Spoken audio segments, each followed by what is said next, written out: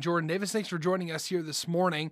It's time for another edition of Coach's Corner. In the studio with me, Coach Jake Mueller of the Muscatine Muskies. Hey, Coach, how are you doing this morning? I'm doing well. Thanks for having me. Well, we're really excited to have you in. As always, it is a pleasure to get to speak with you about right now a 3-0 team. Yeah, we're pretty excited about that. That was a big.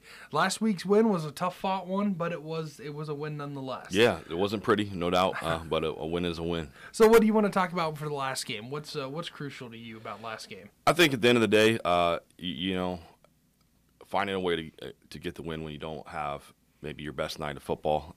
We had a lot of mistakes that we made, but when there's two plays kind of at the end that really, as a coach, I'm proud of. Looking back, our defense had a 4th and 1 at the end of the game, where if they get they got a real good chance to go and win the game. But our defense stepped up on 4th and 1 and just made a huge play. Several guys were in on the tackle, and it was huge. And then shortly after, when we're trying to run out the clock, we had to get a first down.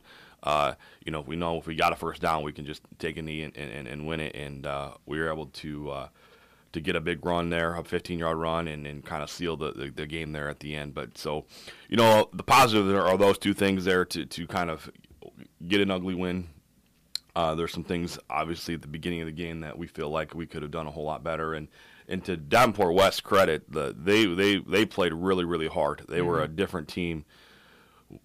What we saw last Thursday night was a different team than what we've seen on film. One thing that was different about our preparation was their starting quarterback for the first 2 games was out, and so they put one of their best receivers in at quarterback, a kid who played quarterback the last 2 years for them. So he's experienced, but he's been playing a different position.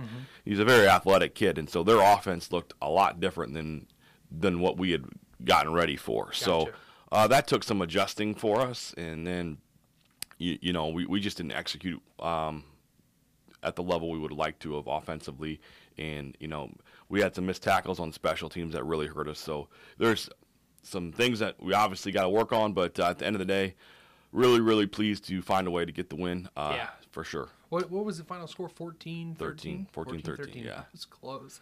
And you guys, you stopped they missed their second, that field goal for the 14 for the tie, right? Yep. They missed an extra point late. Yeah. Yep. That was an intense game. I mean, we were on the home team side, and man, every time they erupted, it felt like all the energy was right there with them. Especially after that second touchdown, it seemed like there was a lot of energy on that side. It seemed like they had the momentum, and then your defense stepped up again and made that. Yeah, it's been really good to see. Like, from a standpoint of, we've had some times this year where we've had some adversity or things don't go our way, and we haven't really panicked or crumbled, and we've just kind of bowed our necks and made a play. Yeah. So and that's one thing I haven't seen. I haven't seen like kids out on the field getting frustrated or anything like that.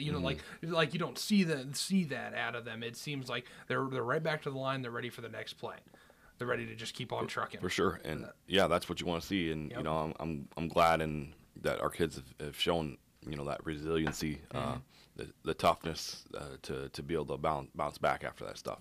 Absolutely. So let's talk about this week. So tomorrow night's game is going to be against Johnston. Where is Johnston? It's a suburb of Des Moines, so it's just north of Des Moines. They've got a really brand new high school, probably the best weight room in the state, top 3 or 4 stadiums in the state, $10 million facility that they play in. Wow. Just top of notch facilities they have up there. So when we go up there next year, it'll be kind of cool to see that. But they were ranked number 2 in the state a week ago, and they played 5-time state champion Dowling last Friday night and got beat. But they're a top 5 team, no question about it. They remind me a lot of some of the good Bettendorf teams that we've played in the past. They're very similar, where position by position, they don't really have a whole lot of weaknesses. They're very talented, athletic, and really, really good on defense. They're solid and have some weapons on offense for sure, but where their strength of their team is on their defensive front, and they've got a cornerback that's going to play football at North Dakota State, so he's a Division I player, and just a lot of really good pieces to their team. And they got a quarterback, a very talented kid who's athletic, likes to run the ball. He's a Division I baseball player, so it's going to be a big test for our kids, and it's it's something that we've been talking about all week. It's just a great opportunity for us to play a high caliber team, and we're really looking forward to the challenge. We're thinking those guys are going to step up to it because it's going to be either watching them play, watching them run hard. They're making hits, and one thing that I did see this week that I thought was pretty decent were the tackles that were being made. I was watching kids; they were wrapping up a little bit better because I get to sit. I'm sitting there with that screen right in front of me, so I'm seeing the play close up down there. And I saw some good. I saw some good.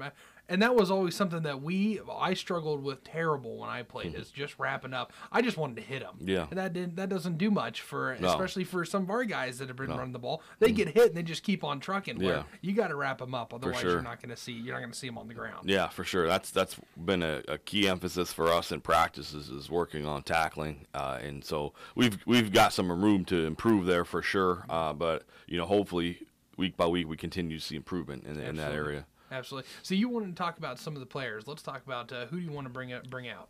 Well, I just think we've got a couple guys that have been getting a lot of notoriety as far as guys who've done some good things. Obviously, Eli Gay and Tim Nimley have gotten a lot of press because of the good things they've done, and rightfully so.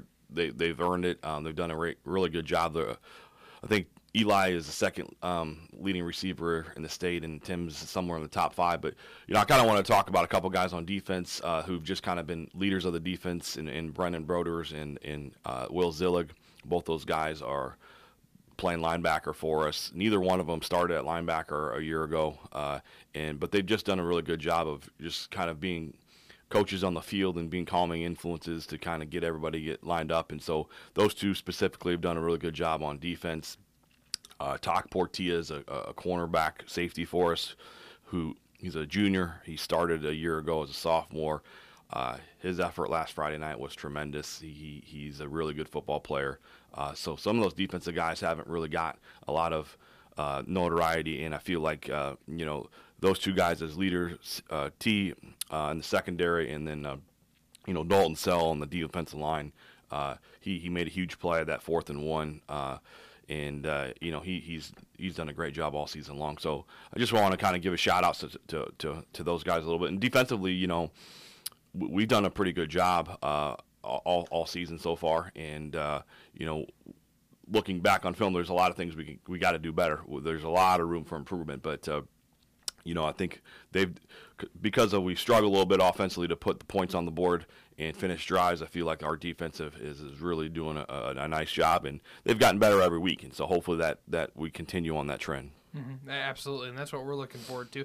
And one thing that I wanted to mention that I really enjoy about watching when I watch football is I like seeing hustle back to the line after a play. Mm-hmm. That's what I like to see because I want to see because you spend a whole bunch of time farting around. There was a lot of delay games getting called too, at a couple, or I shouldn't say a lot, but there was a couple. But I like to see hustle back to the line. Yeah, for sure. That's something I enjoy when I watch. Because being on the line years ago, that was the only thing. That was one of the things they drilled into us. If you don't get back on the line quick, you're not going to be set and ready and rearing to go. So that's awesome. Yeah. So anything else you really want to talk about coming up into tomorrow night's game and getting excited? I think the weather's supposed to be nice. Yeah. I think we're looking at maybe 72s. Yeah, I haven't looked, but people tell me it's supposed to be nice, so I'll just take the word for it. But it should be a great night for football. It's probably going to be a little bit earlier kickoff. Okay. Our sophomores are starting at 4:30. They generally start at 5. Gotcha. So I bet our kickoff, the varsity kickoff, will probably be closer to 7 than usually. I bet it's around 7:30ish. So just for fans who are coming out to the game, just to kind of maybe get there a little earlier. We have staff appreciation tomorrow night. So all of our varsity players pick a staff member to honor. So before the game started, they'll walk out with their staff member. So it can be a staff member who is at the high school now. It could be somebody that they had in an elementary or middle school. And so it's just kind of a way to show appreciation to, the teachers or staff members. It could be a janitor, a cafeteria person, somebody who's helped them along the way that they appreciate. So we have that before the game, so we're looking forward to kind of being able to honor those people with that. And then, hopefully a good night of football tomorrow night with the sophomores kicking off at 4:30 and then varsity sometime around 7. And, it's the last non-district game we have, so our non-district season ends tomorrow night, and then we kind of transition to district football the following week. Awesome. Well, we're looking forward to a good game tomorrow night, and we think it's going to, you say it's going to be a tough one, and I'm looking forward to it. I am looking forward too. to a tough-fought game. That's going to be great. That'll be great to watch. And don't forget that you're going to be able to catch the pregame show with Brian and Joel, brought to you by Affordable Metal. It's going to be happening at around 6:45, especially if that game's going to be kicking off at around 7 o'clock. We'll probably see that pregame at around 6:45. And you listen to that right here on KWPC AM 860 and FM 95.1. And after the game, you can also check out the stream that was going to, or not stream, I shouldn't say, but there will be a video available on voicemuscatine.com and Voice Muscatine YouTube page and the Facebook. So be sure to check that out as well. Thank you so much, Coach, for coming and talking to us. Thanks for having me. Appreciate it. It's been a real pleasure having Coach on. I also want to remind everybody that Muscatine Muskie football coverage brought to you by First National Bank, West Side Store and Godfather's Pizza, Great Clips, CBI Bank and Trust, Muscatine Community College, Rivo Incorporated, Uptown Motors, Non-Emergency Transport, Toyota of Muscatine, Affordable Metals, Vision Center, Community Bank, Kirk Butcher Plumbing, The Burrito Factory, Bosch Pest Control, Trucks Unlimited, Buffalo Wild Wings, Harper Cycling and Fitness, and Pete's Tap. So once again, thanks to Coach Jake Mueller, for joining us in the studio this morning to talk about the Muskies, who are going to be taking on Johnston tomorrow night right here at home. We're excited for the game, and we hope you are able to get out there and also check out that video afterwards too, because that's going to be a lot of fun. You can listen right here on KWPC AM 860 and FM 95.1. Once again, thanks to Coach. This has been a real pleasure for Coach's Corner right here on voicemuscatine.com. When you see news happen, bring it straight to KWPC. Call the KWPC Newsline at 563-263-2442 or send us an email to mail at